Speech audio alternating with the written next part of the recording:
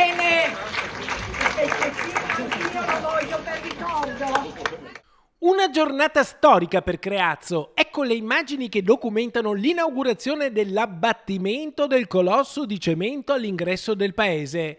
Gli stabilimenti ex NUT per più di 30 anni sono stati il fulcro produttivo di Creazzo, dando lavoro a centinaia di operai. Alcuni cittadini mi hanno espresso i loro ricordi di quando lavoravano nell'azienda, ma soprattutto in tanti mi hanno parlato del ricordo della sirena all'apertura e chiusura dell'orario di lavoro e questo suono che si propagava per tutto il paese. È la storia di una fabbrica che ospitava laboratori, magazzini e uffici, ma che dal 2007 ha terminato l'attività. Negli anni l'abbandono e il degrado hanno dilagato nella zona. Con questa demolizione però oggi inizia una nuova pagina per Creazzo. Abbiamo rimarginato una ferita che era nel cuore del paese.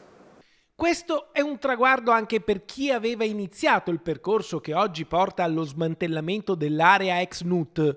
L'ex sindaco Stefano Giacomin, oggi consigliere regionale, che fa due calcoli. Al posto di un cubo di cemento alto 25 metri per 60.000 metri cubi, nascerà un complesso residenziale moderno con una volumetria di 1/3 dell'ex sede NUT.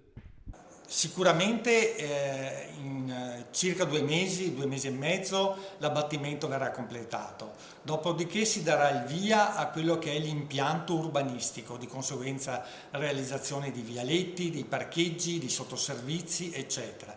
E nel giro di, penso, 2 o 3 anni noi vedremo sorgere un nuovo quartiere che porterà una riqualificazione sia dal punto di vista ambientale sia dal punto di vista umano di quella che era una ferita all'interno del cuore del paese.